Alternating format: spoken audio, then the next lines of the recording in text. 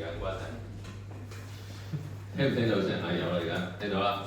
好啦，喂，咁多位朋友，多謝咁多位又嚟我哋嘅呢個月份嘅健康人生 AI 科技繼續健康生體驗啊！咁咧又係啲 IT 嘅活動，而家 Jerry 喺度。係。多謝。我哋想啊。多謝你哋支持下啦，係咪？好啦，其實呢個活動咧，我哋係 sponsor by 創新科技署，亦都好多我哋嘅 supportive organisation 喺下邊啊，多謝各位。我介紹自己先，我叫 Donald 啦，咁係呢個 SFA 嘅 Startup Founder Association 啊，爭啲中文都係唔記得嘅，呢個好嘅 channel。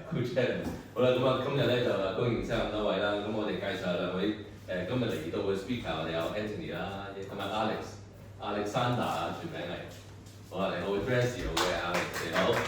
咁我哋都有 Oscar， 咪 Oscar 咧就係 P 點樣讀咧 ？Peter Life，Peter Life。Better Life 先啊！咁我 Donald，咁另外就有個 speaker 喺呢度，speaker 咧就會係Shakira 就係TikTok 係嘛？咁佢喺呢度，咁我都會講少少關於一個運動科技嘅嘢嘅。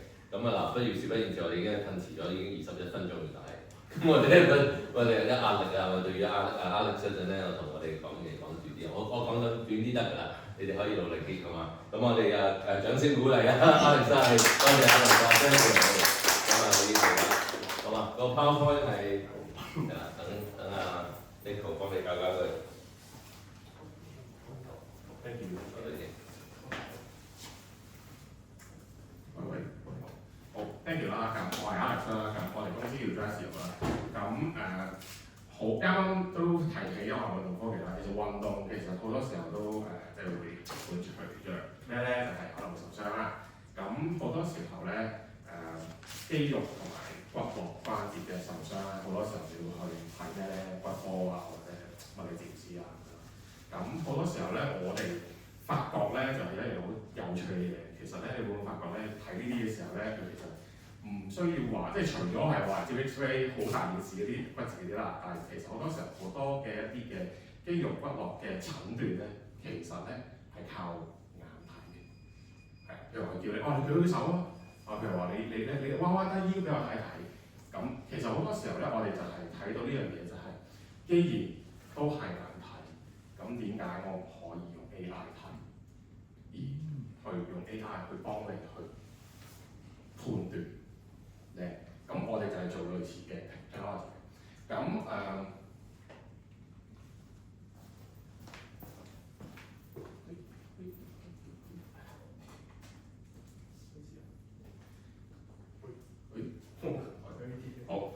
我哋團隊咧其實就係啲AI engineer 啦、data engineer 啦、物理治療師同呢個運動嘅科學家啦。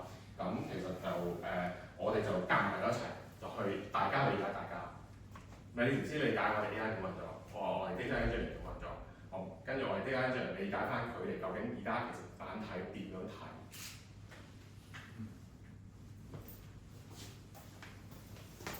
好。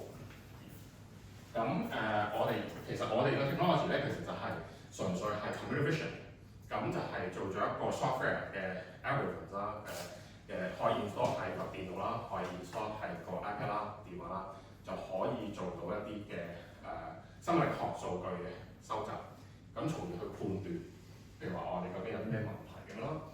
咁我哋其實而家都用咗喺好多唔同嘅一啲嘅公司裏邊啦，無論醫院啦、診所啦，定係而家其實開始有保險公司啦，定係一啲 corporate 佢哋想要 CSR， 即係譬如話佢哋發覺，我其實呢樣嘢俾我同員工都幾好喎。譬如話佢喺 office 上面喐幾下，我就知道，其實原來你緊咗個膊頭，你左邊緊個呢邊係50度嘅，咁其實好明顯你呢邊其實我太多，你要做啲乜嘢？好多時候而家好多公司都會揾我哋做呢啲嘢。咁我哋初頭睇個問題咧，其實喺呢個 industry 裏邊咧，其實點解有呢個需求啦嚇？因為其實我話做到啫，但係點解有我哋需求咧？第一就係醫護人員係好缺乏嘅，特別係我而家偏 point 一樣嘢就係物理治療師。物理治療師喺香港以前係得一間大學有嘅啫，你畢業只係去一間大學理工，冇其他嘅，每年得幾百個都冇其實，有啲可能仲係去咗我國外添。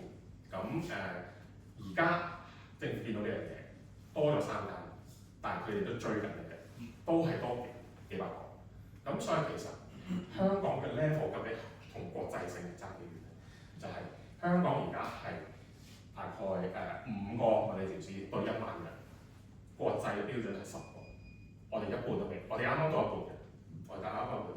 香港算好啦，其他亞洲地區仲差嘅，唯一好少少嘅就係日本、韓國，其他都係冇嘅。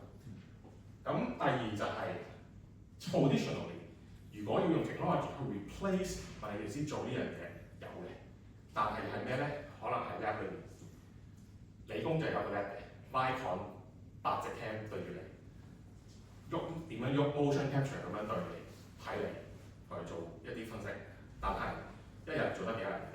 有 Vicon system 都幾貴嘅，咁好慢。咁第三咧就係、其實而家我哋同好多 professional 去傾咧，譬如話啲好大 professor 嗰啲，其實佢哋都覺得其實而家好多眼睇嘅診症咧，物理治療師大家都有大家嘅睇法，唔準嘅，佢哋自己都覺得有偏差嘅，係啊，即係譬如我睇你，我覺得你有跌倒風險，但另外一個睇可能冇。你有冇試過睇同一個症揾幾個醫生睇？可能有，都會有嘅情況。咁所以希望我哋睇呢個 problem， 我哋用我哋 technology 去 solve 到佢。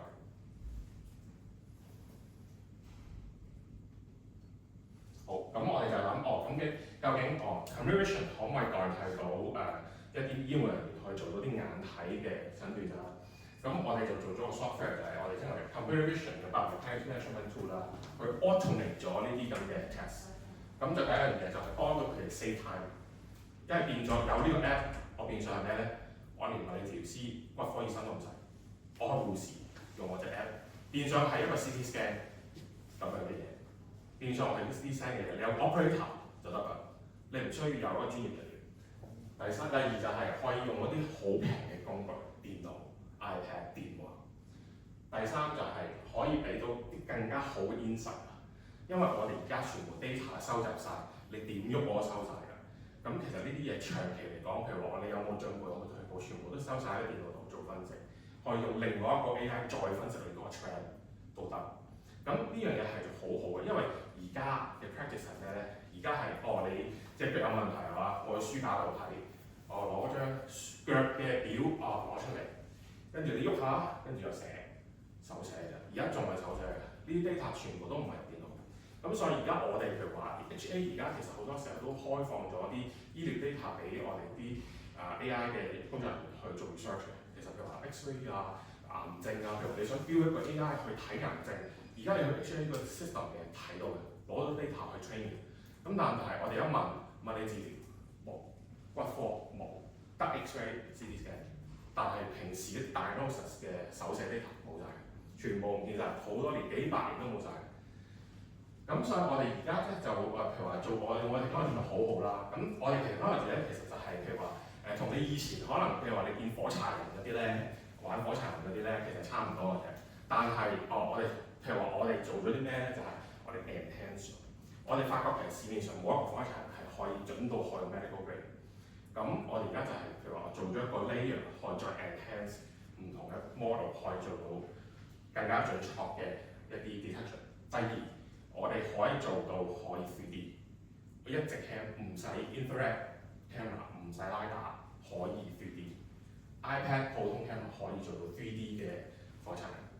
第三就係我哋可以 run offline， 同埋因為我哋一牽涉 mock medical 咧，我哋而家用 Edge AI 咧就比較好少少，就唔使上抄。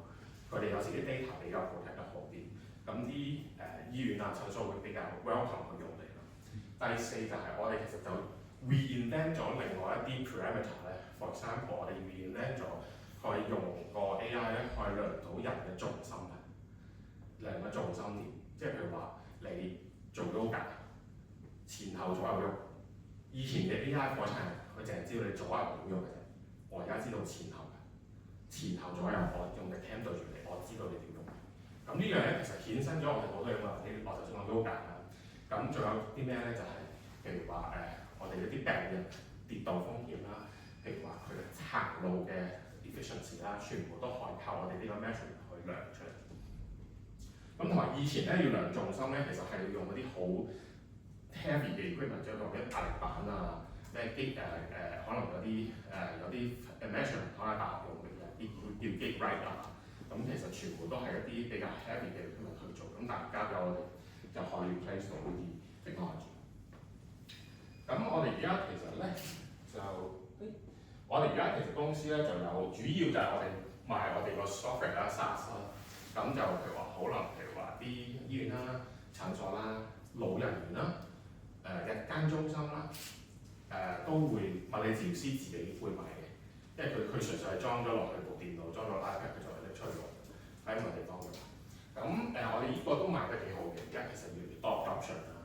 咁同埋除咗物理治療師之外咧，我哋而家其實開始打到去譬如話職業治療師啦、言語治療師都開始見到我哋個 technology apply 落佢哋 run， 我哋都開始有類似嘅 product 出嚟俾佢哋用我哋同一個 software。咁第二就係我哋會做一啲 customize 嘅 solution 同埋 API 俾啲同埋 client 咧。For example，我頭先講職業治療師啦，咁今年其實公益金就係見到我哋喂，你物理治療嗰度做得佢好喎，細路仔其實咧就到好多問題嘅，譬如話 for example 寫字啦、坐姿啦，咁其實譬如話職業治療師好多時候都要 involve 去睇佢哋話你坐姿點啊，你寫字點樣，其實係會影響佢可能會有 impairment 喺隻手同埋個膊頭。咁佢哋如果係發現咗咧，物理治療，因為職業治療師都係用眼睇嘅啫，就係叫細路仔做功課啦，你睇佢 posture， 其實佢哋有譬如話7至10幾個唔同嘅揸筆方法，係會衍生唔同嘅疾病嘅。咁其實佢哋而家其實都想我哋 technology 去認，跟住 recommend 一啲 rehab 嘅一啲嘅運動俾啲細路仔咁樣咯。咁所以我哋而家都好多呢啲咁嘅 customize project 出嚟啦。咁同埋其實而家就係保險公司啦，咁其實保險公司就想用我哋個 technology 去幫手做 underwriting， 咁就係譬如話當佢去批一啲 insurance 嘅時候，佢可以 pre-assess 咗一啲人有冇跌倒風險，係啦，咁因為起碼佢可以譬如話攞我哋嘅 data 去 reference 翻佢 actuary 嗰邊會唔會幫到手去 claim， 係啦，因為呢個係好緊要。咁同埋 for example 啦，而家嘅人咧其實越嚟越注重健康，越嚟越多人去做運動。咁但係多人去做運動咧，點算咧？就好多人會受傷。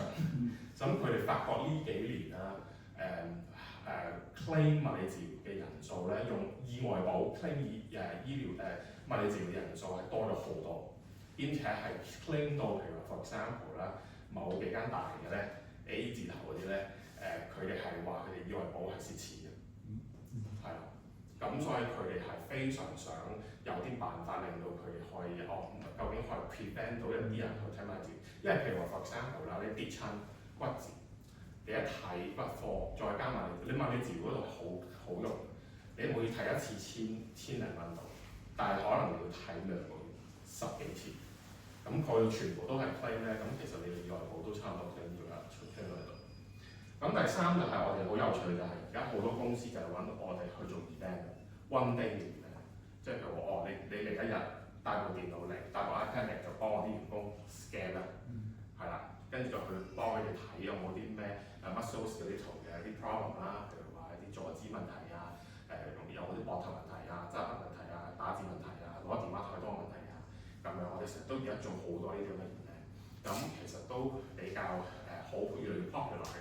下年我哋其實而家年都未過，我哋下年其實已經 schedule 咗過20個 event， 係同啲 large 嘅 corporation。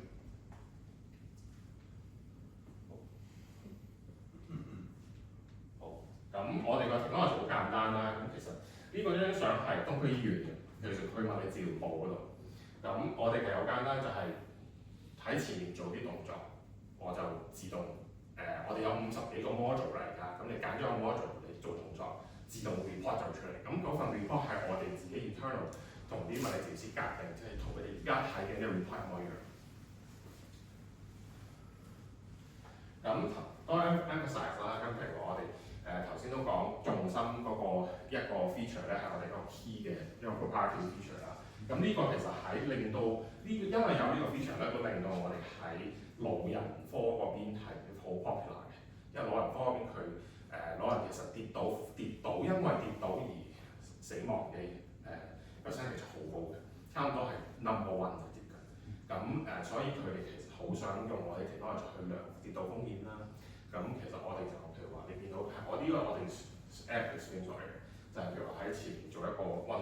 咁樣，跟住就可以睇到佢個重心啊、前後左右咁樣，而啲 data 全部都 detect real time， 跟住對比翻我哋治療師嘅一啲 report。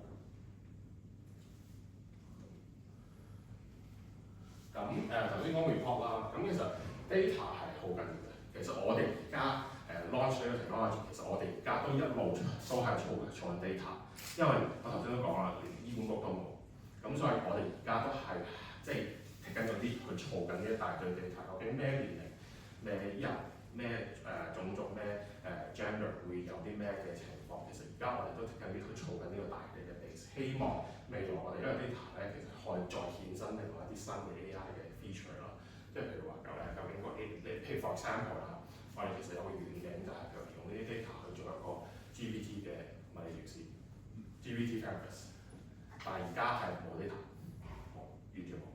咁所以我哋希望即係我哋一路做落去，咁我哋個遠景就可以用呢啲 data 去做到一個好快問快答，可以答到你跟住可能你佢叫你 turn on camera， 你 turn on 跟住做 one extend， 跟住佢即刻知道你咁，你要做咩運動乜，你揾邊個咁樣。其實我哋希望未來做到咁。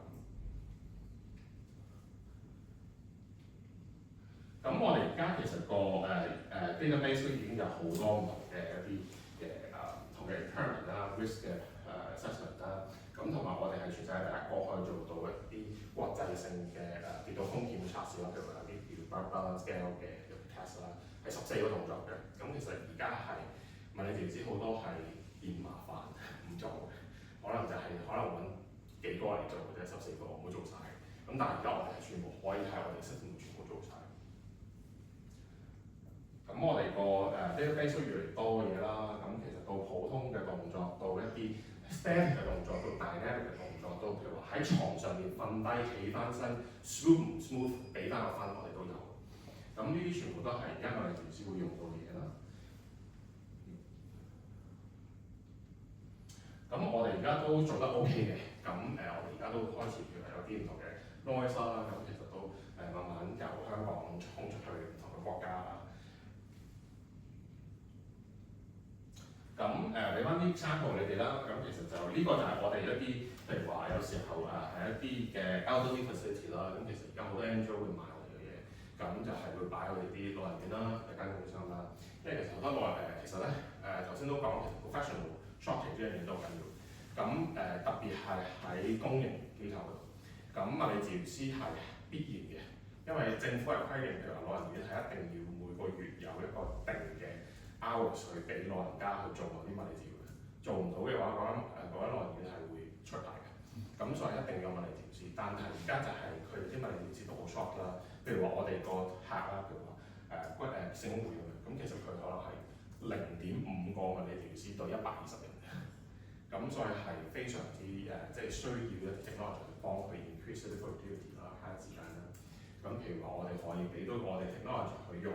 去令到佢嘅譬如啲助手啦，譬如話嗰啲護工啦、同工啦，可以用多嘅 technology，唔需要物理治療師啦。咁譬如話一啲日間中心都係啦，咁其實佢哋一個禮拜可能得2日係有物理治療師嘅。咁其實佢冇物理治療師嘅時候點算咧？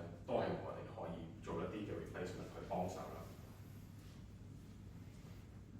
咁診所啦，咁呢間係中環嘅一間物理治療診所嚟嘅，咁佢就係用咗我哋 technology 啦，擺咗喺間房度，咁其實就係可以俾佢做啲好快嘅 checking， 咁其實係變相可以做啲流水式嘅動作啊，個客人嚟唔使等好耐，你去嗰間房度玩住先啦，去做1-2個 test 先咧，就可能去揾個助手就叫個patient 去個房度做幾個 test， 跟住先至再睇物理治療師，咁就可以做到啲流水動作。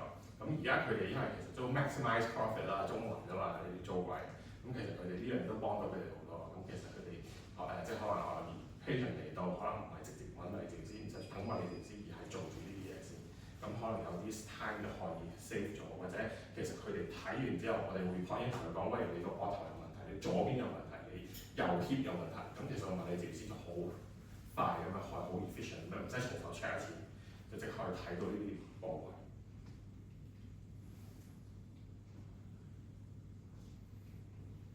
咁第二啦，咁其實一啲嘅譬如話 solution 嘅我哋而家都有啲 custom 同埋 solution 啦，頭先講啦，就係我頭先講細路仔啦、寫字啦，咁其實都有而家啲 project 係俾細路仔，咁同埋言語治療師都有嘅，咁其實其實可能好多人都唔知道言語治療師其實有啲做緊啲咩嘅，其實言語治療師咧係一個特別範疇裏面好緊要就係中風，係啦，中風患者當你中咗風之後，言語治療師係要過嚟 test 你，究竟你可唔可以正常吞咽？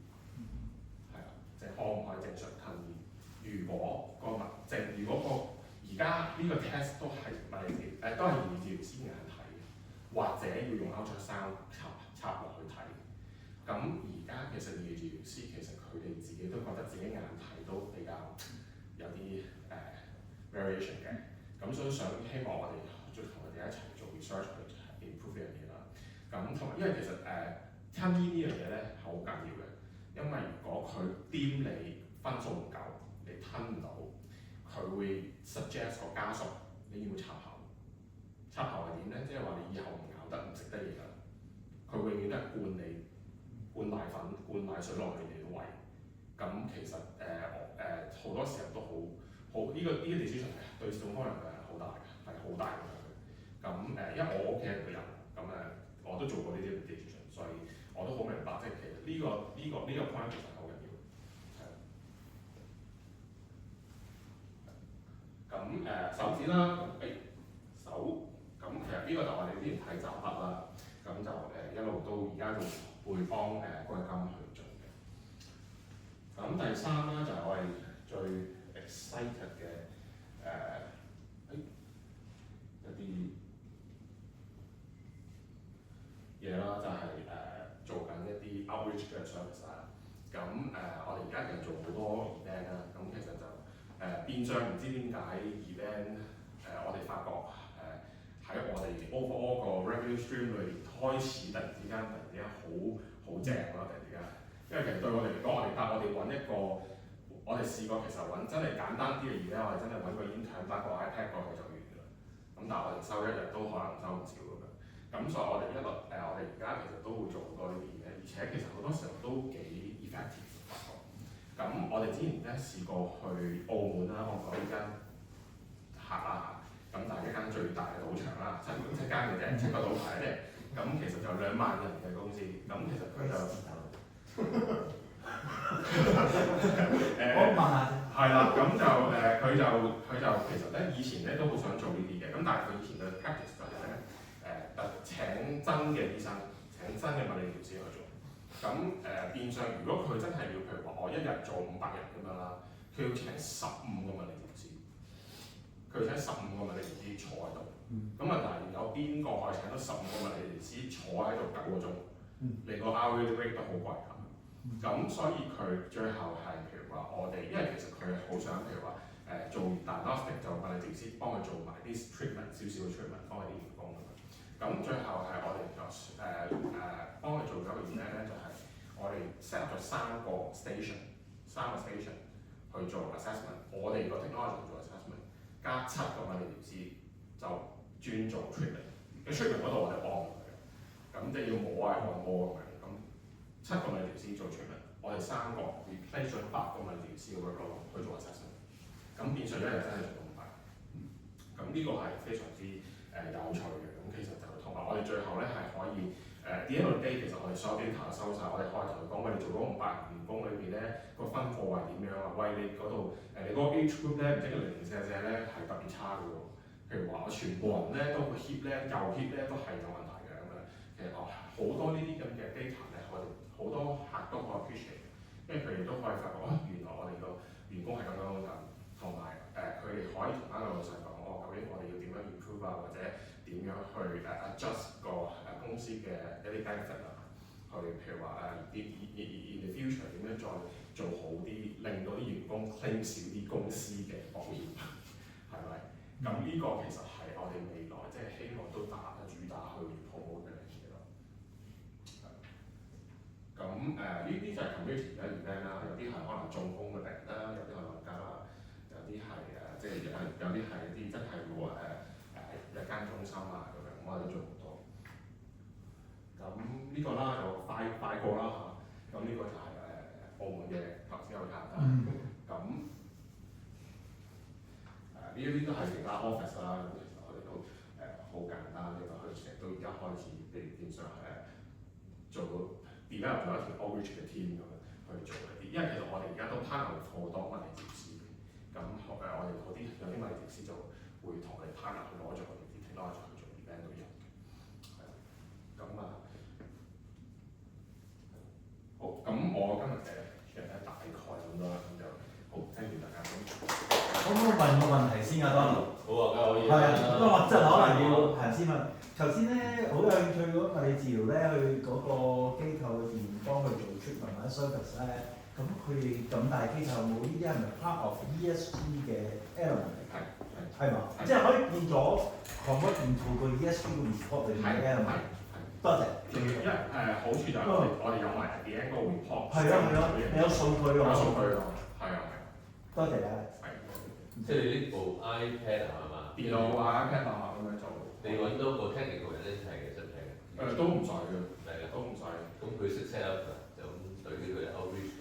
我通常有一個同事跟過嚟嘅。哦。咁樣佢就 set up 跟住就其實攞嚟玩下喎而家。我今日就冇帶。試下想玩大佬啊！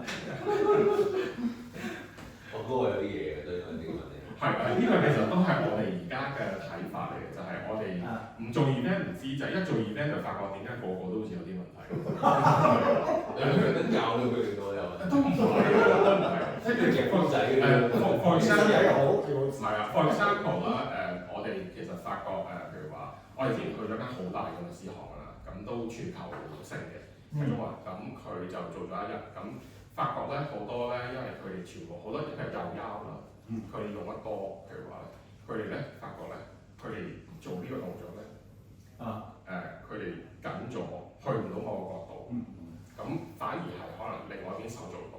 咁有時候譬如話呢啲咧，佢哋自己唔知，但係一做完個 test 就即刻知道。咁你即刻可能要做，因為如果你再唔做咧，可能過咗3、5、7年，你呢啲咧就計咗，跟住可能50件咁樣。咁好多時候我哋就希望我做到個一個 effect 就係希望未來去到 preventive 少少啦。即係而家其實啲人係痛出事先去睇骨科或者乜嘢，但係希望可能未來就係我哋可能可以幫到佢再 pre-screening 多少少。好嘅。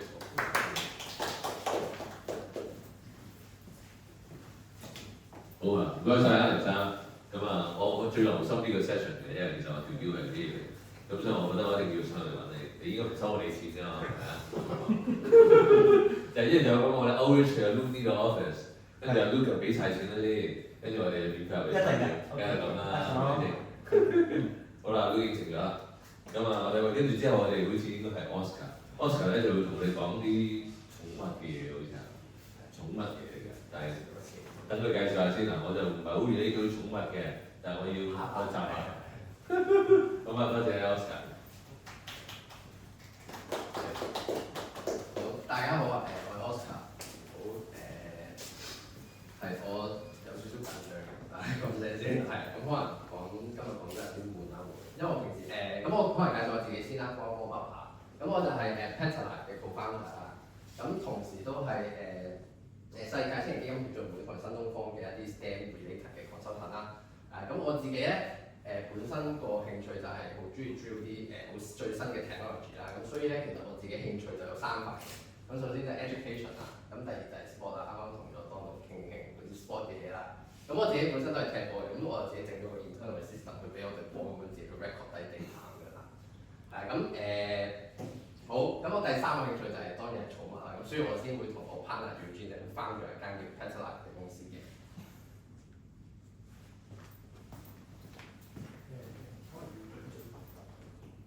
哦，唔好意思，佢呢度。係，咁我哋 Petalite 啦，咁我哋咧而家就係科學園做緊啦。咁我哋就係做緊一啲寵物預診 system 嘅一啲個 platform 啦。係，咁唔知在座大家有冇養寵物咁樣咧？咁唔知大家我問大家個問題咧，你估下我哋1年如果養一隻寵物咧，肉多啲咁。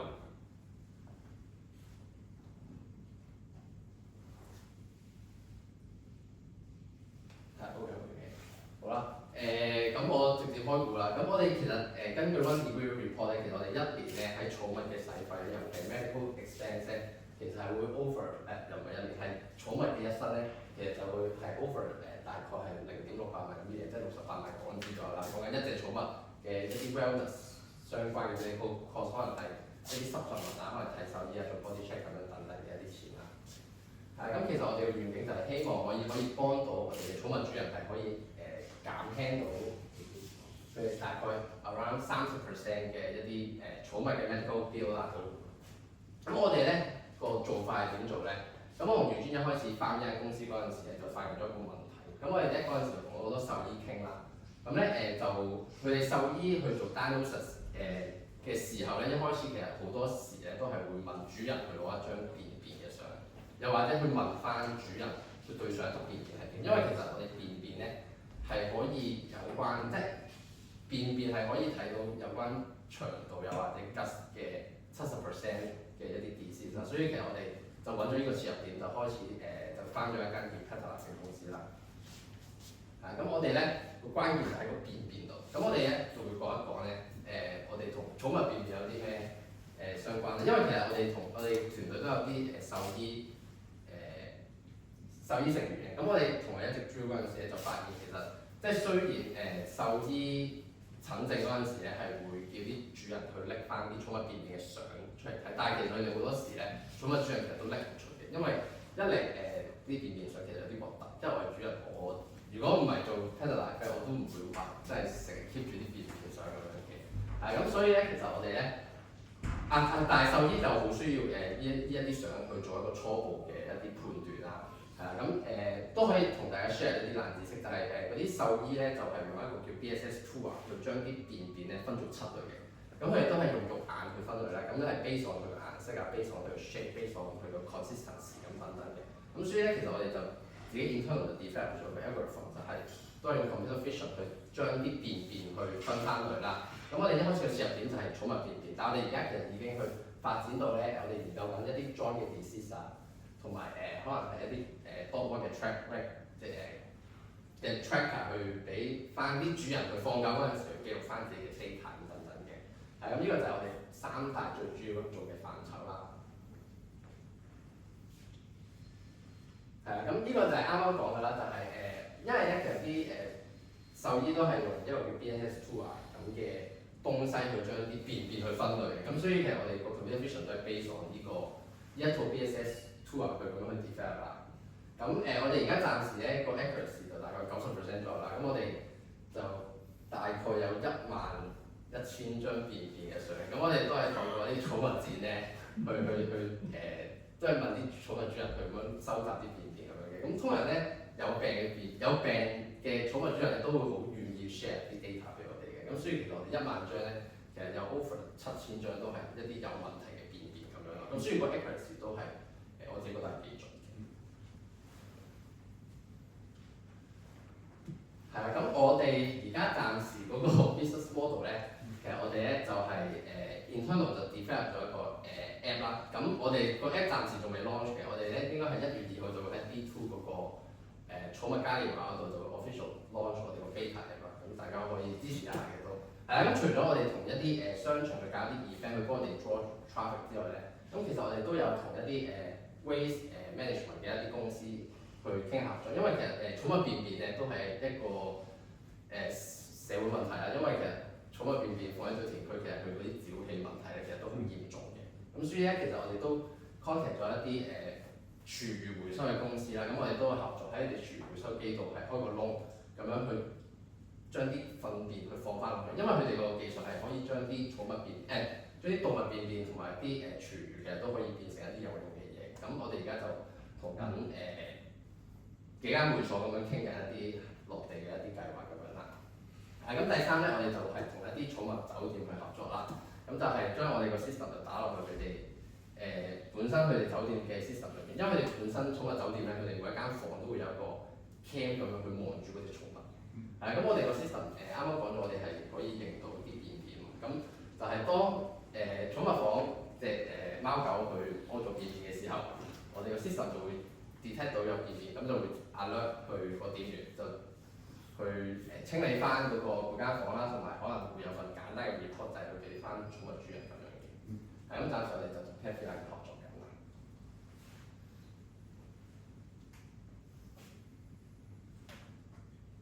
係啦，咁咧咁呢個就係我哋出 event 嘅一啲活動照片啦。咁係啊，咁我哋咧暫時最主要咧都係可能同一啲 corporate 合作，就係同一啲shopping mall 幫我哋 draw traffic 啊，又或者可能係同一啲銀行啊、banking 或者 insurance 公司去做一啲 corporate training 嘅一啲活動嘅。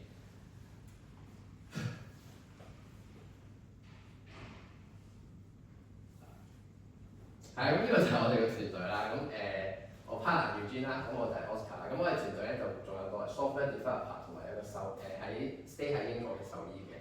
咁我哋都有個獸醫團隊去back 咗我哋啦，就係 PetSpace 啊。咁 PetSpace 啲獸醫都會得閒同我哋去開會，傾我哋個 algorithm 啊，又或者我哋啲 data 嗰個 accuracy 準唔準咁樣做呢啲咁嘅工作嘅。係啊，咁呢個就係我哋今年攞咗個 ICT Award 啦，咁都多謝，都多謝大家啦。唔好意思，真係有啲緊張，唔好意思。係啦，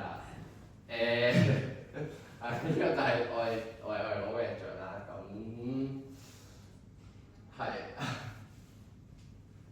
係咁呢啲 partnership 啊，就係啱啱都介紹咗。係啊，咁呢個就係我哋嘅 development roadmap 啦。咁我可能咧因為我自己本身喺 Petfiller 度都係做一啲技術相關嘅工作嘅，咁所以我可能係今日可以分享少少 development 上 AI 對我哋 startup 嚟講咧，真係有啲咩嘅作用咁樣啦。咁啱啱都 share 咗，我同袁堅係一開始同咗好多獸醫傾咧，係揾咗便呢個切入點去翻咗呢間 Petfiller 嘅公司啦。咁其實咧，我哋 development 嗰陣時咧，我諗係2年半至3年前左右啦。咁其實嗰陣時 ChatGPT 仲未出現嘅，咁所以嗰陣時咧，其實我落手打曲啊，睇 research paper 其實都係要自己逐個字論啊，即係冇得叫 GPT 幫我去 summarize 啊，冇得叫 GPT 幫我嘔段曲出嚟咁樣去做嘅。咁去到而家咧，其實GPT 出 4O 啦 O1 咁，其實咧即係 O1 可以計埋數量好誇張。係咁，其實我自己覺得咧喺 development 方面咧，其實 AI 係幫到我哋好多手嘅，尤其是咧我自己覺得 development 方面可能係分做 application 嘅 development 啦，同埋 innovation 嘅 development 嘅。咁我哋咧 Petfiller 公司就係兩邊都做㗎啦。咁因為我哋 innovation 就係我哋要自己 develop 個 AI algorithm 啦。咁我哋 develop 個 AI algorithm 嗰陣時咧，其實中間咧都係要計好多數嘅，即係例如我哋主人嘅 Google 相其實有2大問題啦。首先就係光線嘅問題，第二就係個角度嘅問題啦。咁呢啲都係可能要靠數學去解決嘅。咁其實而家 AI 即係尤其生成式 AI 啦 ，ChatGPT 啊、Copilot 啊，又或者 Claude 呢啲嘅工具慢慢越嚟越成熟咧，其實都真係會幫到我哋 AI 手嘅。即係尤其是喺數學啱啱講咗數學方面啦，即係 GPT O1 其實係完全可以計到數嘅。咁其實我而家develop 即係 AI 個 algorithm 嘅 development 嘅數學嗰一 part， 其實我都基本上交咗俾 O1 去教㗎啦。咁我只係純粹可能揾條式，或者揾個 paper 咁俾佢去跟，就已經可以好簡單咁樣幫我做到我想做嘅嘢咁等等啦。咁呢個就係 innovation 嘅 development 啦。咁喺 application 嘅 development 仲簡單嘅，因為而家已經有好多工具咧去幫我哋去做一個 application 嘅 development 啦。即係可能係整一啲 web app 啊，其實都有啲工具可以直接可能我哋俾份 development document 佢，其實已經直接可以幫我哋去 deploy 到成個網站出嚟咁樣嘅。咁所以我都其實都好慶幸出生喺呢個 AI 爆炸嘅時代啦。咁因為我哋有好多 AI 工具係可以 leverage 到，佢真係幫我哋啲 startup 手嘅，係啦。咁之後講我哋嘅 roadmap 啦，係啦。咁我哋咧其實啱啱都講咗啦。首先我哋係會搞 poo 先嘅，就係我哋用 computer vision 去將啲 poo 去將佢分類啦。咁之後咧，其實我哋而家都研發緊一啲係一啲關節同埋有關寵物 pose estimation 的東西嘅事嘅。咁就係因為咧唔知大家知唔知貓，其實所有貓90%嘅貓其實都係會有一個叫 DJD 叫慢性關節炎啊。咁而且貓咧其實係好忍得痛嘅，因為佢哋個樣係通常都係好呆滯滯，即係佢哋冇乜表情咁樣嘅嘛，即係佢哋好忍得痛嘅。咁所以其實啲獸醫咧都唔可以透過佢哋嘅表情或者一啲 general 嘅動作去判斷佢哋有冇一啲 DJD 嘅關節炎咯。咁所以其實我覺得呢個切入點咧其實好啱 AI 去完成呢個任務嘅，因為 AI 其實係可以睇到一啲動作，一啲微細嘅動作尤其係，因為始終 AI 係啦，咁係啊，所以我哋其實就係而家就 develop 緊一個joint 嘅 estimation 係去觀察啲貓狗嘅尾部同埋個鼻咁樣個 movement， 就去判斷佢哋係冇 DJD 啦。咁呢個就係我哋暫時嘅交通啦，係啦。咁我哋未來咧都希望可以將我哋便便嘅技術同埋關節嘅技術去 apply 到去唔同嘅 species， 又或者唔同嘅一啲疾病啦。就可能係例如我哋馬咁樣啦，因為我哋back 咗我哋嗰個細啲 group 咧，其實我哋自己都有個馬場嘅，咁所以其實我哋都 develop 緊一個馬嘅 join 嘅一個system 去幫佢哋個馬場嗰啲馬去睇有冇啲問題咁樣嘅。係咁，呢個就係嚟都想做到嘅嘢啦。咁之後咧，除咗便便同埋關節咧，其實我哋都會想做一啲皮膚，即係寵物皮膚上嘅一啲問題嘅一啲 AI 嘅。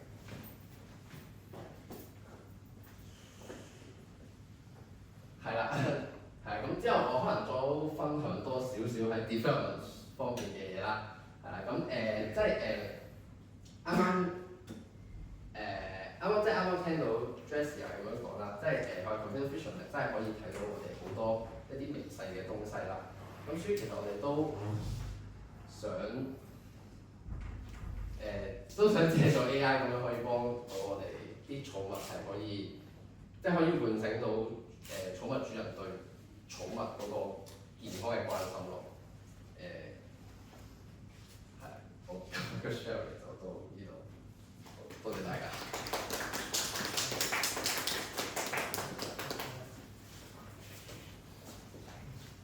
好，多謝老師。咁我真係第一次聽關於 AI 寵物嘅嘢啫，我就咁跟住係咪到我講啲嘢好似佢？冇錯。好，咁你大概接下啲嘢。好，咁多位，咁我一陣咧就講翻人類嘅嘢。咁寵物唔係好識啊嘛，中間真不地。人類對你有啲關係喎，見你嘅張 slide 咧有個足球場，但係你又唔講喎。你淨係講親動物，我期望緊你講緊啲運動啦，踢下波㗎啦，咁你又唔肯講，咁時候問你啦。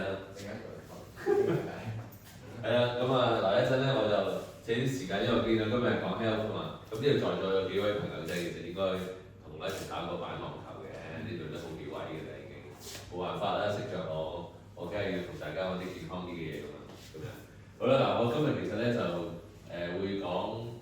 你希望呢度嘢可以喐啦，我見呢度嘢麻麻地呢度啲，我得喎，喂 OK 喎，竟然好啦，咁講板網球啦，板網球係咩咧？係在座呢度有一半人打過，咁我唔使講，未打過嗰啲呢啲係有匹球拍啦。咁匹球拍咧咩板式網球即係唔係網球啦，即係冇網啦，係咪？咁簡單嚟講即係冇網嘅拍啦，係板嘅拍啦，係咪？咁其實咧佢係一個 carbon 嘅拍嚟嘅，我都要 search 一下啦。咁佢重量咧好似網球一樣咁上一重，網球拍一樣咁上一重嘅啫。咁咧，但係就塊板係個侏儒一樣，即係短啲嘅其實。佢哋同塊網球同壁球拍係爭好遠㗎。咁其實係啲乜嘢嚟嘅咧？呢個運動。咁下一張 slide 你就會睇一睇先下啲廢個塊拍啦，同埋牌子啦，係咪？咁呢個就香港嘅代表隊啦。咁咧就係咩嚟嘅咧？你睇條片啊，睇條片會清楚啲。咁咧其實呢個板網球咧最特別之處咧。可惜唔知有冇聲，我睇啲咩啊？我有啲聲聽到。咁你見到係一個網球場嘅小型板，但係有4塊玻璃圍住嘅一個網球場，係咪？咁其實你係打緊呢個雙打嘅網球加壁球，咁即係一個混合嘅嘢啦嚇。咁你見到彈嚟彈去啦，係咪？咁咧你而家見到個賽事咧，你見到中間個網嗰度寫住 World Padel Tour 或者世界嘅賽事咧，你先見到咁激烈嘅啫。咁但係如果你正常咧，呢個運動咧，其實係呢個長幼共融嘅一個運動嚟嘅。咁所以其實咧喺歐洲嚟講咧，呢一個係由7歲至到70歲嘅朋友都可以打到嘅，所以我5歲都打到嘅，我都係5幾啫，OK 嘅，所以咁7歲都真係打得。咁你見到佢好似好激烈，好跑得好行，咁亦都可以玩到咁嘅，因為佢個場係比較細㗎，20米乘10米，咁係細過一個網球場嘅。咁咧就同一個羽毛球場咁上下啦，你發現，咁即係要跑下嘅。但係呢個運動咧就一定要雙打嘅喎。咁雙打咧，你見到20米乘10米咧除4，咁你即係話其實咧你得10米乘5米嘅跑步範圍嘅啫。咁咁啊上里程唔係咧，嚴格嚟講咧，你左右行2步咧就到咗㗎啦，唔係前後咧就行3步到啦，咁亦都到埋。咁即係簡單嚟講咧，對於我呢啲50歲嘅朋友咧，唔想跑啦，又唔使點執波啦，因為佢喺個籠裏邊㗎嘛，係咪？咁即係唔使執波啦。咁成件事咧就好容易就可以玩到呢個好開心嘅。依家 Jeffrey 喺度啊 Hello。你好啊，呢個運動嘅高手啊，唔係呢個係運動加健康嘅高手。好啦，咁啊嗱，呢個運動咧其實咧就係4分3個 tennis court 度啦。咁佢就係喺墨西哥起源嘅。咁但係我想俾多少 data 咧，就最尾嗰個 point 咧就係大家知道西班牙嘅國粹嘅運動係咩嘛？西班牙唔係西班牙運動啊，都都係運動嚟嘅，但係唔係最 common 嘅運動啦。西班牙當然足球啦，係咪？當然係足球冇得揮㗎啦，係咪？原來咧，我而家接觸啲西班牙人咧，簡單嚟講咧，冇一個人識踢波嘅，仲要個個都好波嘅。即係你係冇可能咧，即係我呢啲咧，即係佢叻又可以頂佢，又頂佢個頭，又碌嚟碌去嗰啲咧，佢三都冇運都識嘅喎，但係已經黐線就傻嘅你。咁樣喺街頭嚟執個細路仔咧都叻過晒我哋㗎啦。咁啊，但係原來第二嘅國粹嘅西班牙運動咧就係反式網球。咁大家估唔到嘅，其實原來西班牙咧係即係啲人已經唔係講緊羽毛球啊、網球啊、乒乓波啊、籃球啊，唔係嗰啲嘢嚟嘅。周街咧都係呢個網球場，你見到個個好似金魚缸嘅問題咧，棟喺條街度咧，其實就係打呢樣嘢。好啦，咁啊呢個運動咧就你講7歲至70歲啦，你見到老人家真係咁樣打嘅。咁佢哋會阿孫同阿爺爺咧就一齊去打波啦，係咪？咁其實我就帶咗好多啲 NGO 啊，好似係呢版啦、一欄啦嘅 NGO 嘅朋友啦、學校啦、中小學啦，去玩呢個運動，開始去推廣緊呢樣嘢。咁啊世界嘅賽事咧就有好多好大型嘅賽事，大家當然完全唔會聽過啦，因為始終我哋係香港人，連個板網球個拍都未見過啦，呢個亦都好正常嘅。咁呢班呢堆嘅比賽全部大部分喺歐洲度發生，咁尤其是西班牙或者係阿根廷嗰啲國家。咁你見到碧咸啦，係咪？阿碧咸咪識講美斯啊嗰集啦，大家睇新聞都聽過㗎啦。全部人咧都係踢波就去打波㗎嘛，係咪？打呢個波。咁你都見到咧，原來咧喺歐洲嘅歐洲嘅賽事咧 paddle 已經係一個 standard 嘅一個項目嚟㗎啦。咁亦都嚟緊咧會係一個奧運嘅比賽項目，就喺2032年嘅奧運會。但係香港完全唔普及。咁你見到呢個世界嘅地圖咧，最強勁嘅就係呢紮國家啦。跟住阿根廷啦，係咪？呢啲亞洲國家咧，連香港上咗去整啲福嘢嘅時，香港都未有。而家香港有啦。香港咧就得2個球場嘅啫，一個喺西貢，一個喺西沙。都得2個地方有。但係香港原來鄰國咧，即係我哋嘅深圳嘅國家嘅地方咧，就係其實咧就喺福田啦、前海啦，其實都係有球場。係啦。咁而家我哋講亞洲咧，最強勁嘅國家係日本同埋呢個 UAE。簡單嚟講就冇得抽㗎啦，暫時喺呢個運動。係啦，咁大家睇下頭嗰個圖表咧，全部歐洲國家啦，數得出嘅。原來西班牙咧就有14000個 court。咁而家講緊西班牙有幾人打嘅呢個運動咧，就有600萬人係玩嘅呢個運動，即係差唔多香港人口啦。即係話係人都識打嘅，簡單地講。跟住數落去啦，你見到啦，就香港咧而家全香港得9個 court，即係佢都排呢度到啦，呢度到。就當然拋尾咁滯啦，但係我哋都輸俾大陸嘅喎，大陸係好勁喎，呢個運動你去淘寶咧係有塊牌賣嘅，但係香港係揾唔到呢塊牌賣嘅，係咪？雖然淘寶係今日啲㗎。下邊咧亦都講緊咧就tennis 同板網球嘅比較。當然有啲國家譬如西班牙咧，呢個係板式網球係 overtake 咗 tennis 㗎。當然大部分國家都係點樣轉啦，係始終 tennis 咁耐歷史，Sweden 都 overtake 到㗎啦，咁樣咯。好啦，全世界原來有90個國家係玩緊呢個運動嘅，有呢個運動啦。但係原來奧運嘅要求咧係有75個國家有協會啊、球會啊、總會啊，先至成為奧運嘅項目。即係由而家去到2032年8年時間裏邊，亞洲有冇機會揾得切咧？好難講啦。有啦，冇啦，係咪？呢個就係世界冠軍啦。亦都係講緊 Brisbane 咧，就希望我哋就會發生到係奧運會啦。好啦，呢個亞運咧，呢個靚女啦，姐姐咧就其實係中國嘅一姐嚟㗎，玩呢個板網球，好後生，靚女。就曾經嚟過香港就比賽過。喺西貢嗰個頭先我講嘅球場啦，4月份就嚟咗香港啦，咁樣。係啦，咁咧其實咧有唔同嘅地方有唔同嘅巡迴賽事，我哋都收咗幾個，譬如巴黎啊、布吉啊、深圳啊、香港啊。我哋香港其實就4月份啦，我哋就喺香港搞咗啦。咁啊跟住其實接住你睇到個日子咧，諗住嘅下一個禮拜就去咗深圳嘅前海，咁就喺度深圳度打。其實你見到咩韓國啊、馬來西亞、日本啊、泰國係輪住嘅，個個月都係有賽事。好啦，咁呢個你見到咧內地成都，咁啊你見到係嗰邊上邊影一影望都望到2、4、6、7、8個場啦。咁啊當然人哋啲大陸博啦，係咁意都已經有8個場啦，香港加埋得嗰9個，咁啊爭好遠啦。咁即係其實內地嘅發展咧，其實係呢個運動係超越咗香港㗎啦。咁啊淘寶買牌平啲喎，咁啊即係所有 Oscar 如果你有興趣打咧，淘寶淘一淘先，係啦。但係咪正貨唔知，咁啊大家睇睇先。Head 嗰啲我及過晒，真係平啲嘅。好啦，咁啊呢個就有球場啦，咁啊得4個 court 嘅啫喺西貢，咁啊係個open 嘅 court 啦。咁播條片俾大家睇下到喎，即係大家睇個地方由1年前呢個爛地，睇下可唔可以擺個咪落去先。好啦，咁啊你而家見到幾個好啲㗎啦，即係有個場起咗，咁但係你見到裝修啊嗰啲全部嘢未整，咁但係上年2月份咧係爛地一個嘅啫，其實咁都好夠大聲喎，上咪啦。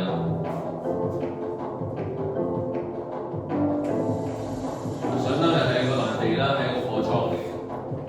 咁啊，其實原來咧發展呢個新興嘅運動咧係非常之，你要好 committed 嘅，即係其實你要擺好多錢落去先會變成今日。咁啊，我哋嘅而家個睇法就係希望我哋培養咗後生一代，就代表香港參加奧運，呢個係我哋暫時嘅目標。咁呢個就係個 roaming 出嚟嘅情況啦。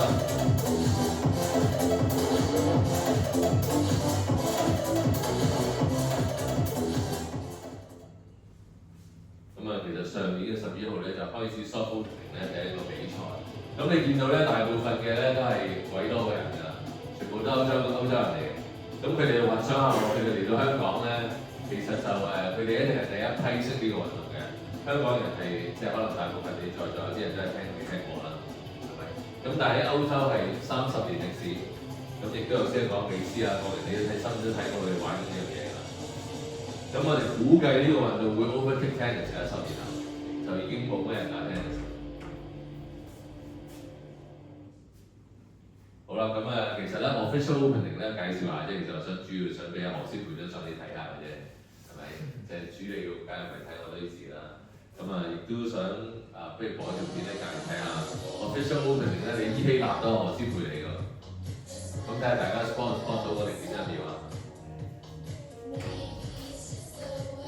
呢個係啊，何師培呢幾多秒先啦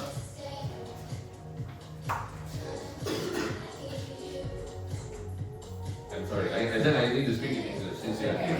Otherwise, we are all intensely disturbing. I'm not a nice speaker. Right, so we can talk in a while. I just squeeze in 5 minutes to talk about something like new sports in Hong Kong, which relates to AI as well. In a while, you will see that.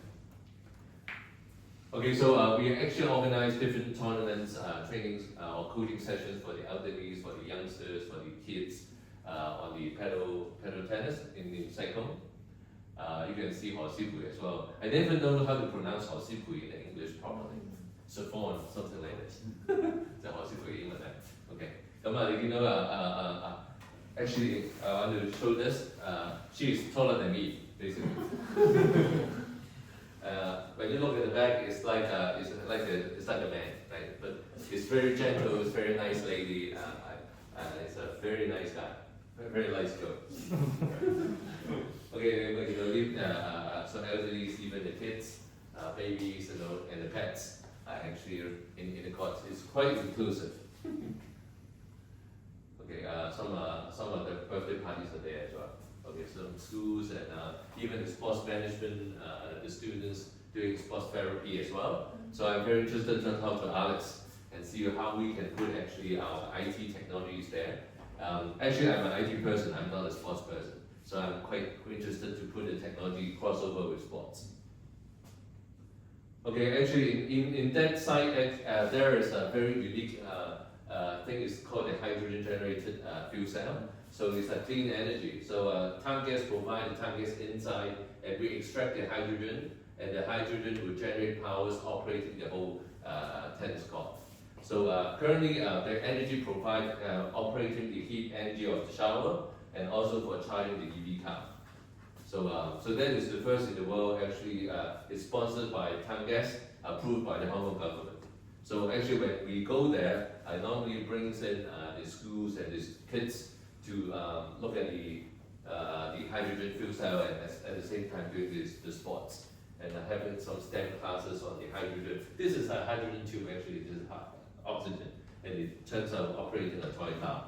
And after this, and then we'll visit to the actual hydrogen fuel cell modules. 呢啲都係啲運動嘅呢個飛柴啲。Okay, then I'm more on talking about the AI thing, just very briefly. I'm exploring sports technology or sport tech, how to integrate with some new emerging sports. So I think I don't go through the very basic academic things, right? It's like what is sport tech, right? Sport tech is not only measuring the human body or analysis or analyze how the sportsmen or athletes, how they improve or how to improve further, right? So actually sports tech is more on, I believe, it's more on entertaining the audience as well, how to engage the audience with the sports to make everyone is happy. So you can see some AR solutions, definitely you know all these, right? So AR or immersive, experience. Or engaging, like you can interactive, playing a soccer game, actually controlling the real sports, right? So something like this is very common.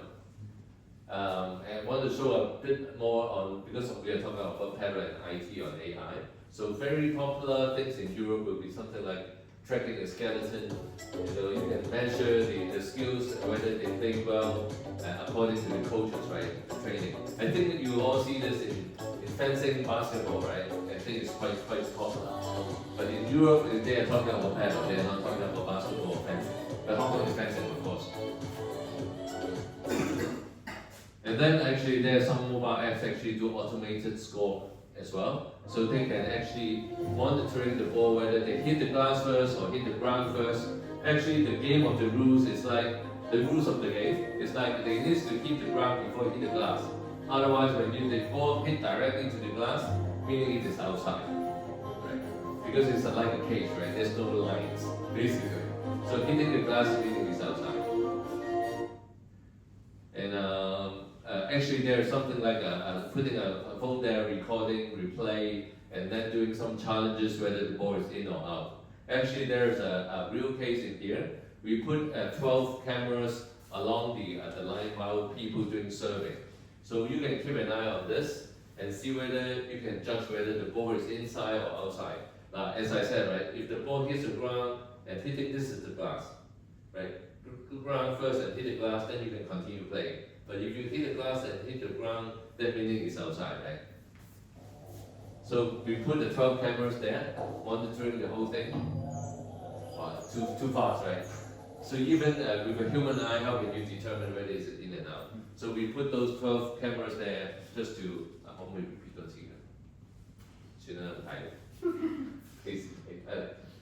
okay, and then actually this one is a real deployment on the VAR cameras in the court. Let me show you the video. So it is in the April when we have 30 countries of athletes or players coming all to Hong Kong in this cycling area, competing for the Asia Pacific Paddle Tour. So that was the event there. So we engaging with this startup company i3. So installed it at the 12 camera, and that is one of the match playing by the seated players from Spain. So there's a controversial shot, and they are against each other. These are the world number one. So they are debating whether the ball is hitting the glass or the ball first, right? So they're complaining.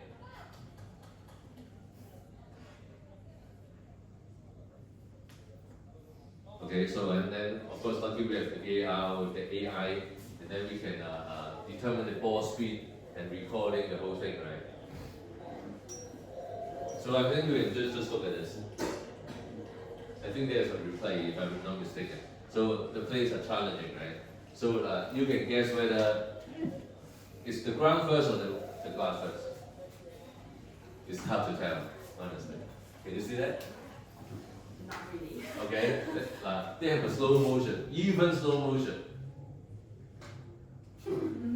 I don't really know.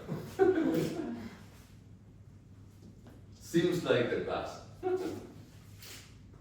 Oh, decision is out, yeah, because it's hitting the glass first. Okay, and of course, actually, in the later phase, the software developed with the AI animated part, with the AI animated ball speed, the spinning, and all these, right? Will be in here. Okay, definitely there's something like the VRO training for paddle, just like the YV training for here. Okay, and yeah, something like this as well. But honestly, I'm challenging all these, right? If you are doing this at home, whether you go to court, right? Hong Kong is so small, just go there rather than play this at home, right? 都唔係好得意啫，咁樣好玩嘅。咁啊落場玩啦，咁嘅啫。So we have to come and exercise and sports, right? We should go there. Don't do it at home. Okay, I think this is what I want to share. Thanks a lot. Thank you. So let me introduce our last speaker. So let me change back to your. So your PowerPoint is there, right? Yes.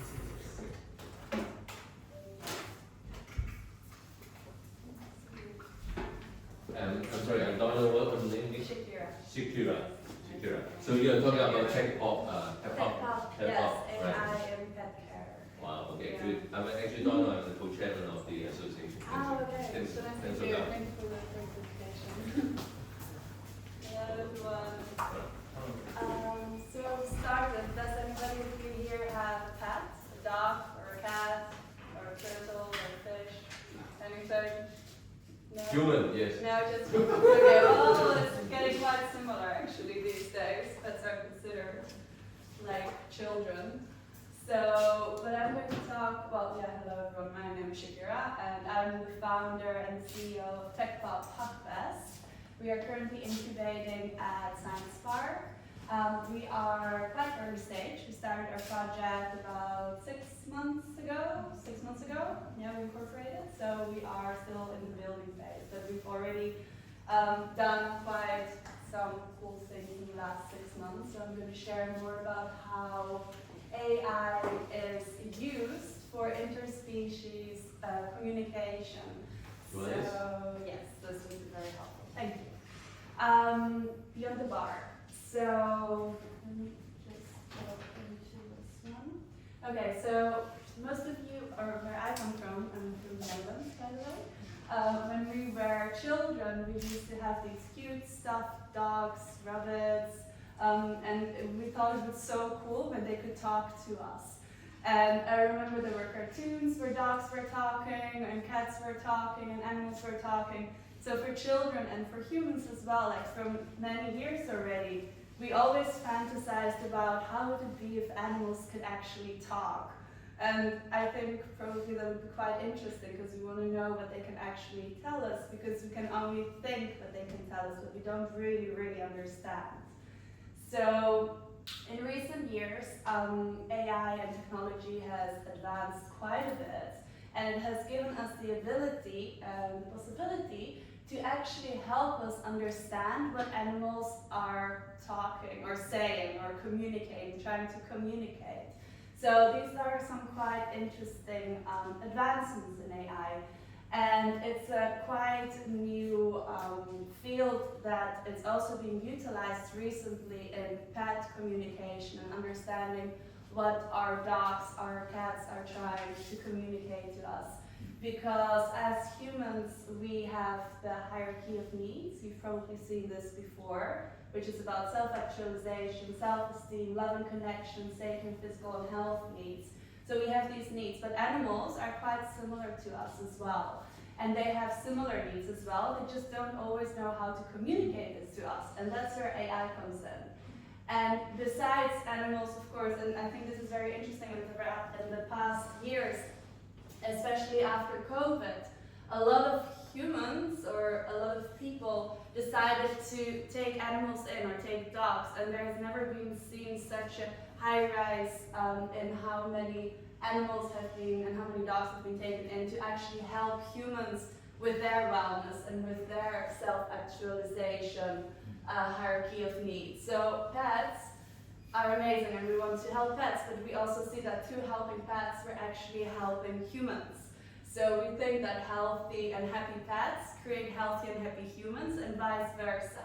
So for example, when somebody is feeling lonely, and especially in cities, perhaps, and especially during COVID, and they don't know, they don't have anybody and like friends they can connect.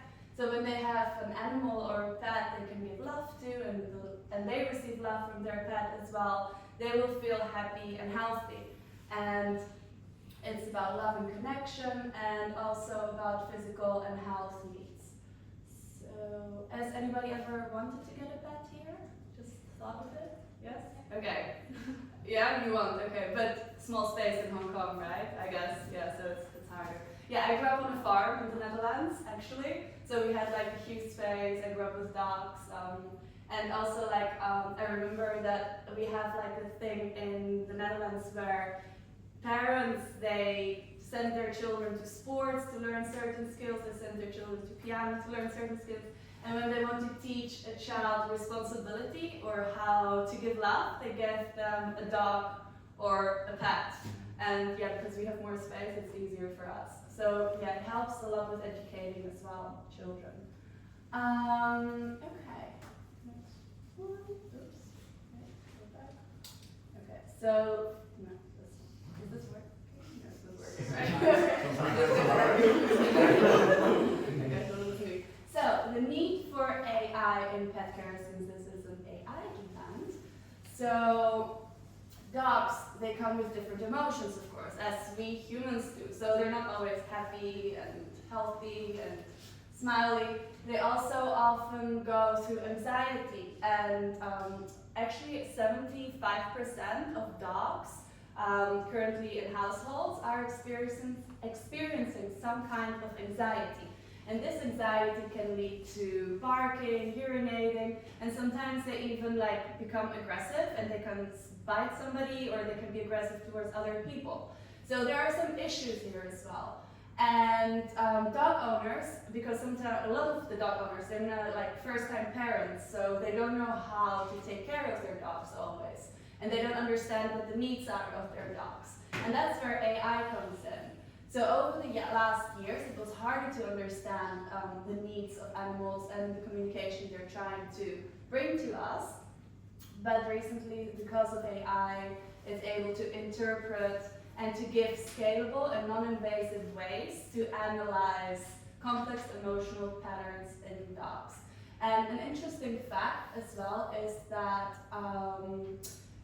the number was, I think, also around 70% or something of millennials actually, so Gen Z millennials, they actually prefer to have pets over babies recently. And you probably also noticed like that the birth rates unfortunately have dropped a lot and we don't see so many babies anymore, but we do see a lot of dogs and cats. And in Korea, it's the #1 country in the world where they sold more baby carriages for dogs instead of for children. So they're selling more baby equipment for animals. So it's a huge market actually, and I think that's quite interesting. And it just shows as well that there are more and more humans that are getting dogs because they are experiencing more loneliness. So there's a pain point there. And by helping the dogs, you help their owners. Okay. So this is where we come in, TechPop Hackfest. So what we do, we leverage AI to bridge the communication gap between pets and their owners. And our mission is to use AI driven to enhance pet wellness and deepen emotional connection between dogs and their owners. I'm going to go more into our product further on. I first want to give you a bit more of an introduction about how, these days technology is utilized to communicate with animals. So, understanding animal language.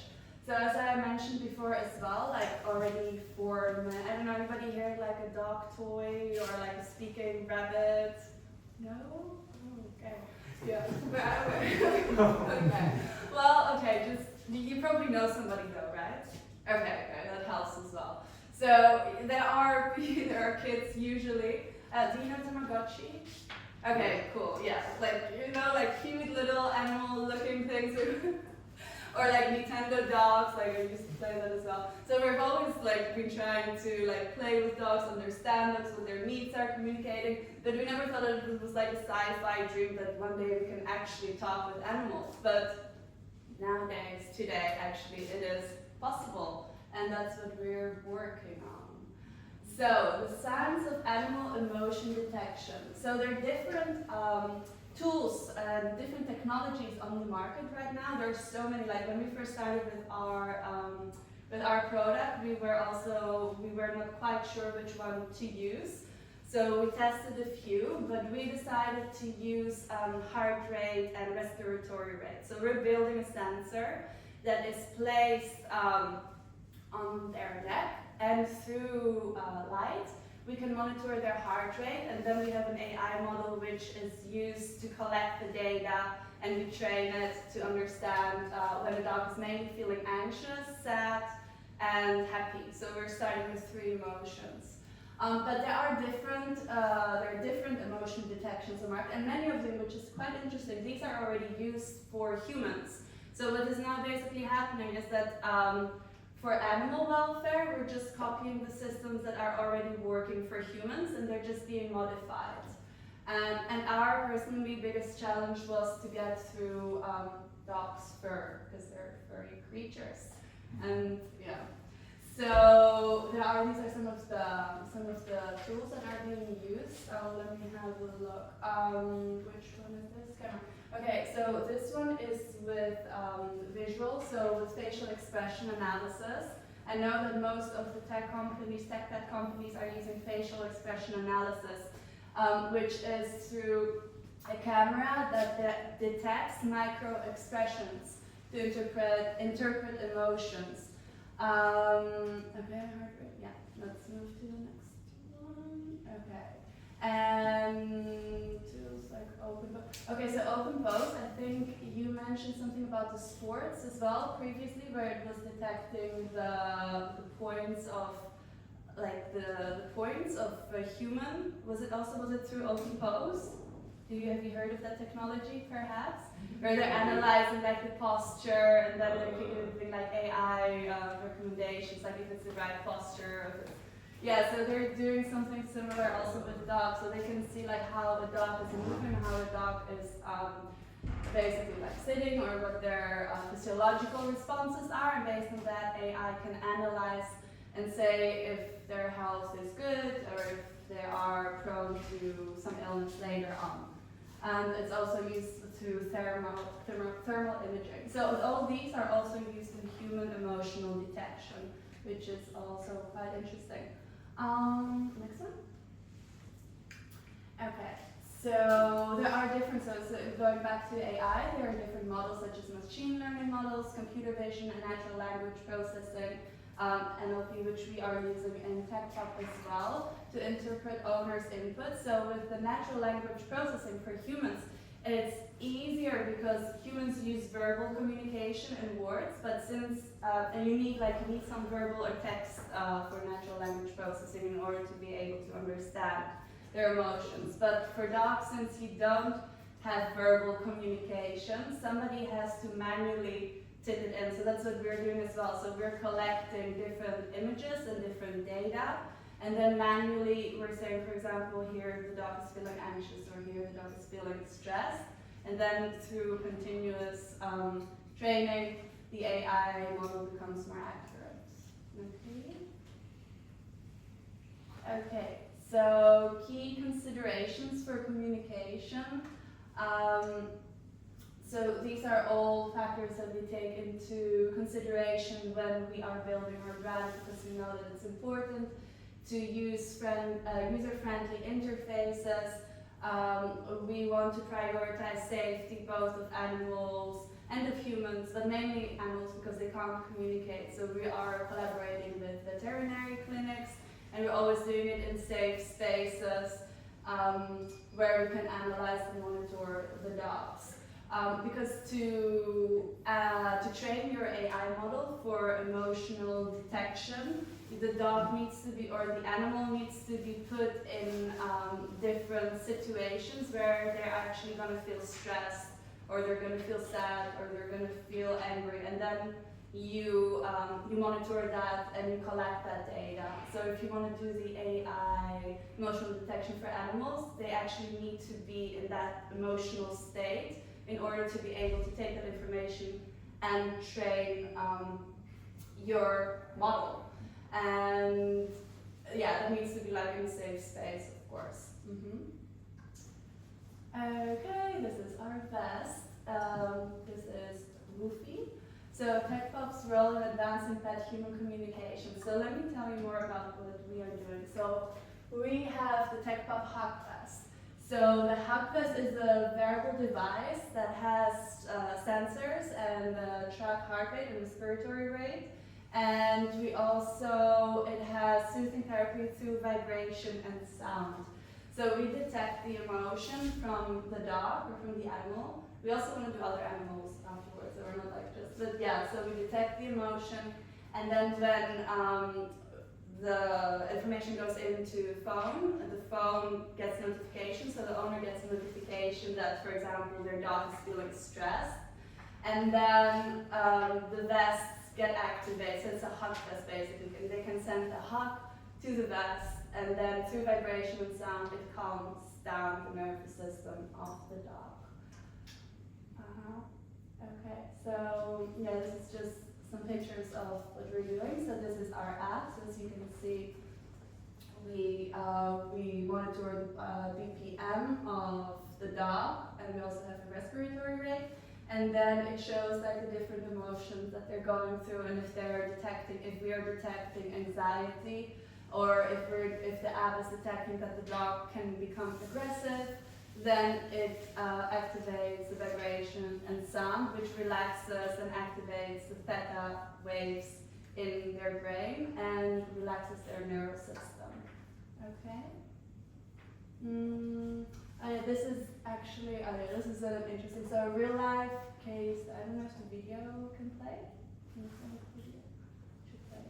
Okay, so the idea is that the dog owner leaves, the dog stays alone, they monitor the heart rate, they see that they're sad, and then, here for example, 155 BPM, and then the owner can send a hug to the dog, and then it, through vibration and sound, gets activated, the dog feels happy, and it calms them down, so they're not feeling as stressed anymore when they're separated. Next one, okay. So this is an interesting case. So we're working together with dog shelters and with rescue centers and charity dog. So we're working with SPCA, we're working with Paws United and some other ones, and we're also working with veterinarians. And we're also, personally, I'm pet sitting as well, so that I can connect with dog owners and understand really what their needs are. So there was one case, she's called Truffle.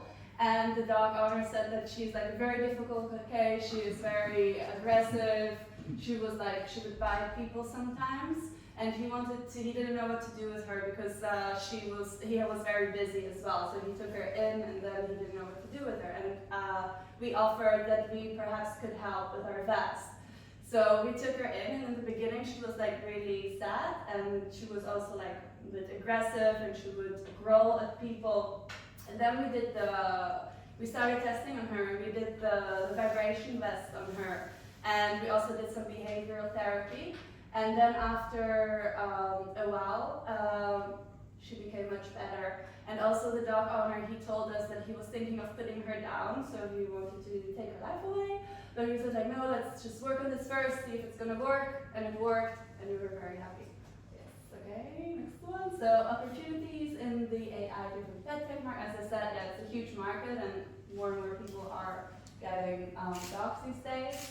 And especially also what I've been seeing at Science Park, I think it's quite interesting. More and more pet tech companies that are utilizing AI for health analysis and for, I haven't seen so many emotional detection, but a lot for monitoring health are coming to the market, so that's also something that's growing recently. Yes, next one. Okay, this is Jasper. Okay, all these different dogs. So, so our competitive advantage is that I guess we are the only ones that are not just detecting the emotions of the dog, but we're also offering a system, a hardware vest, a smart vest that can actually remove anxiety symptoms.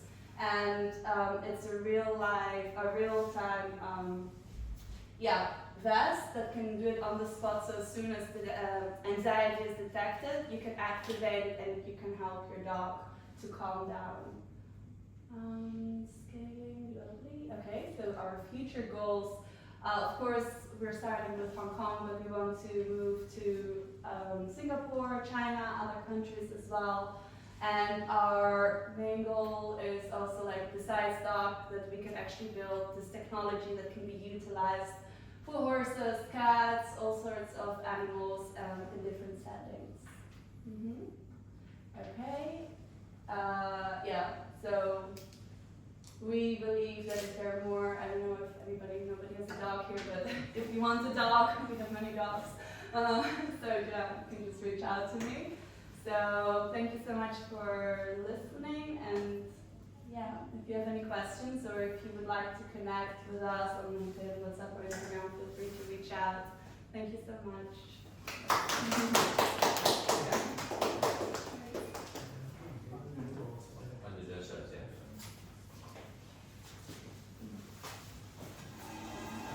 Okay, so thank you for all the speakers, and I think upcoming, to express our thank you to two of you. So let me give you a souvenir, if you don't mind. Okay, thank you. So may I invite you to start from Alex? Okay, may I invite Alex for getting this appreciation.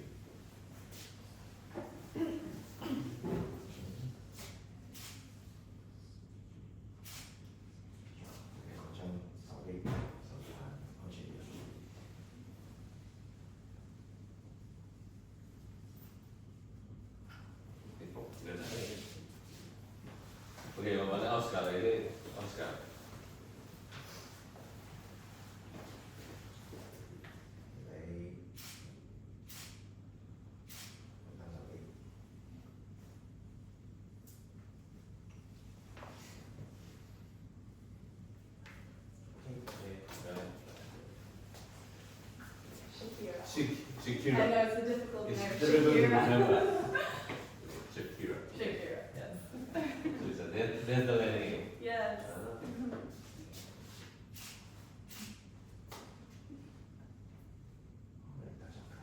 All All together.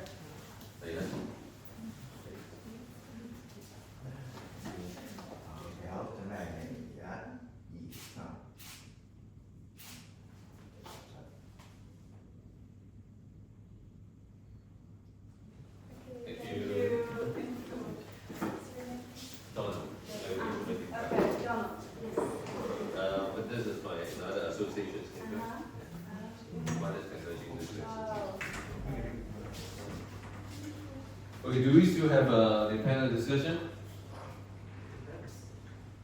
Okay, so we only have 10 minutes.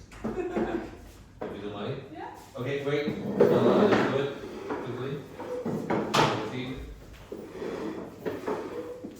So we have here one microphone. Right. Sure. Okay. So hold on and do circulate with yourself. Okay, actually, surprisingly, this is my first time. It's my first time actually attending sessions with Pets Innovator. Okay, and I'm more interested on the health as well, since I'm interested now in sports. So I want to ask actually, because of the time, I will just ask one question for each of you. So to start with the pets first, I'm very interested on your presentation, particularly about hardware and software, right? So you can not only have the software as phones, right? You need to connect with Yes. your Yeah. your pets. Right. Your pets, right? Yeah, even if it would. Sorry. Oh, sorry. Okay, you can have this one. Yeah, so even if it would be for the visualization or just like for a camera, you still need a camera, like even if it's not attached to the dog, if you want to detect. So where should we put the camera? You know? Well, you could have like a feeder, for example, like a dog feeder, and then every time the dog comes to eat, you can have the camera and it analyzes it. But so it's just a very quick shot, right? Yeah, I guess, or you have it in your living room, depends. Yeah. So what is the challenge? I would like to understand a bit more. It's number one is the pets. Number two is hardware plus the software. Right. So all these adds up is not simple. Oh, sorry? All these adds up will not be a simple application. Yeah, it's at definitely all. not simple at all. So what is the challenges? Can you share with us? It's not human, right? Right. It's really hard to understand. First, You know, my friend actually told me. My friend she told me she can understand how a cat say. I don't understand, right? But this is what she said is something can feel. I don't think is he learning from someone or whatever. But of course I cannot challenge her. Right? Okay, yeah. She just said she understands. Yeah. I have seen on like Instagram some people they are like feeling what they're saying, right? Like Yeah. that. Is that No true? technology involved. Hey, can you compete with that lady with your We try to prove it scientifically Yeah. as well, you know. Prove and challenge, my friend. So what is the challenge while you're developing this? Well, biggest challenge of course they cannot talk, so we don't know what they're actually Exactly. feeling. So it's just about trying to understand. And since it's a very new technology and it doesn't really exist on the market yet, like there is no like 100% accurate emotional detection. So there's nothing around in the world. They're similar, but it's around like 50-60% accuracy. But our challenge is that we want to reach 70-80% accuracy of emotional detection.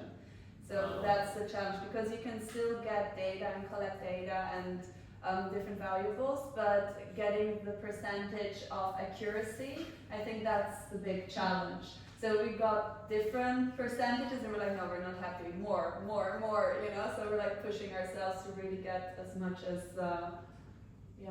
But sometimes something I don't understand is like, let's say you define, let's say angry, and then that is the facial expression Yes. is angry, right? Right. But then there's a human interpretation of angry on a dog, right? So may that facial impression be okay lah. Is very angry. But Yeah, I it's get not it. angry, oh, It's all from a human perspective. Yeah, it is true, right? It is. So you still never know is he really angry?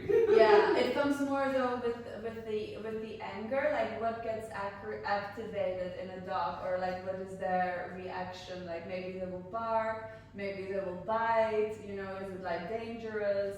Maybe they will get sad afterwards, and then yeah. So what makes you have this idea? It's very difficult, honestly. How to have this idea? Well, I love Tamagotchi and talking dogs, so I was like, I want a talking dog. Yeah, but also of course because I saw in Hong Kong that it's such a dog-loving community, and I feel that people here, dog owners, they really want to have the best life for their dogs. And But why don't you start this in Netherlands? Is Too it they cold. don't like good no, dogs? it's too cold. It's too cold. Yeah, So it's the too dogs cold. don't. No, I'm too Express. cold. Oh, you are too cold. Oh, so no one. So it's dogs No, too cold. no, They yeah, don't move. I like Hong Kong. I'm So Asia you stay fan. here, right? Yes. Ah. Okay, so related to the pets friends, so we talk about pets first. Okay, so can you share with me the same thing, right? You collect the bean whatever sample, right? So can you share your challenges to start with, and why? So you both are different, right? He's more on the facial expressions with the face, and even you send a hug there. I think it's so funny. But then you look at bean, right? I'm not sure whether you. Okay. So veterinary analysis. Okay. So it's just from the photos, computer vision, right? So analyze it, whether they good health, something like that. As I mentioned, that I'm responsible for the development part, and I will share the difficulties when I develop the whole AI ever from. Okay, Which is yeah. when I gather the stood photo. Yeah, I need to day by day and look at the stood photo. Yeah, Look at for 8 hours or 10 hours every day. And this is the most challenging part of the development because But how can you tell? Is it say color? You know, is it the 流質啲定係 I don't know how to say. yeah, we will base on the consistency and the shape, and we will take those pictures and discuss with our festival partner, and they will help us to classify in 7 types. But I will help them to crop all the stood photos. So I need to review all our data, and I think this is the most challenging part. It's just that to me, it's that, say for example for human, right? So I believe more scientific reports, right? Say Yeah. they do some testing on the BB, whatever, right? Yeah. But you just look from the photos, right? The accuracy, it's just a little bit blurry. Yeah, our goal is not to observe some kind of disease. Our goal is to raise the pattern, the awareness of their pet awareness. Yeah. Okay, so you just look at the photo and train the AI machine, learn the Yeah. This is the most difficult part and the most challenging because I think personally, this is quite disgusting. Yeah. Especially for the unhealthy, the watery poop. Yeah. Yeah. Sometimes they will have many colors. For example, green, orange, red. Yeah. So far it's still dogs, right? Dogs and cat. But if the cat poop is putting the cat lips for a long time, the cat lip will stick around the poop, and then you can't do the analysis because of the cat lip. It's covered the whole stood. Yeah. So that so we in this stage we can analyze the dog poop and cat poop, but the cat poop you need to instantly take the photo after the cat poop out. Yeah. Okay, I'm just feels like both of you are so brave into this, pets sector. So all these are so difficult to measure, analyze. So back to human, I think it's much easier. I wish it is much easier. I don't know. I just want you to share your challenges as well. You just based on an iPad, right? Basically look at the skeleton, the body, the reaction, right? So what is the difficulties as well? I think the difficulty in terms of design our technology is we have to work with professionals. We have to validate our result with professionals, and that also raises problem because I think I've mentioned that like some of the physiotherapists, professors, even think that their own practice is not professional enough sometimes because they are also relying on eyeballing. So where I should compare our AI result with their finding, or should I do other comparison? I think like that also like took a lot of time for us to actually sit down and discuss with a lot of like really reputable medical professionals to actually discuss that, and also how we can tune the AI, and sometimes like how we make our AI actually affected them how to teach the students in university, because they think, oh, okay, so that makes me rethink how they practice currently. Yeah, because I think like for example, like for some disorders, when they are doing a diagnosis with their eye, they found out that they are actually not teaching them the official one. They are teaching them a modified one by some old people, from tradition. So and when we are building our AI, we actually we go to the FDA, we go to the most reputable organization and say, oh, so artificial rule is this 1, 2, 3, 5, and we use that to build the AI. But we found out that actually that this purpose is actually not following the official rule. So and that creates a lot of conflict between how we develop AI and also how we actually have to compromise some of our AI feature to match with the physiotherapists, because at the end of it, they are the users, and so that's the most challenging thing for us, I think. But I think in general, actually AI is also controversial in the sense that is it accurate? What if it is not accurate? What is the liability of what we have developed? And for your part, it's serious, right? It's human. Yes. I don't know for the pet side. I wish it is less regulated, I guess. So it's not that strict. But so for human, actually, what is your thinking about ethics, accuracy? Eventually, your AI result will be very different from a professional professor saying. So what will happen in that case, right? I think at the end of the day, we just have to what we are doing actually, because it's actually happening, is like we just use data to shut them off. So we just say, hey, by the fact, in the matter of fact that our AI is actually more accurate than you. So let's use the data. We have so that's why we are actually working with several professors, actually doing A/B tests. So with the same patient, we use our technology to diagnose with the result. At the same time, there's a physiotherapist, a real physiotherapist, giving the same result, and we're doing a validation for every single feature of our app, and to show you that hey, our accuracy is actually better than you, probably. And also we are actually trying our best to get more certification, and also like for example FDA. Because FDA is actually like we're now actually pursuing that so we found out there are several categories, and some categories are not easy to not actually really hard to get, and so we're trying to get that to actually convince people, hey, technology is advanced, and actually we can do better than you, but we are not replacing you, so we're just helping you to do faster. Is there a certification for that AI physiotherapy? No. No, right? But we are actually trying to use different angle to get certain certification. So for example, instead of using our app like AI physiotherapy to certificate, we actually maybe we are certified feature of measurement, for example, or a fall risk measurement, or that could be certified. For example, like measuring heart rate. You can actually, if you develop AI that can measure heart rate, then you can actually get FDA approved. So that is actually a route that we are going for. Okay, I think today thank you for three of you, and I learned a bit from each area.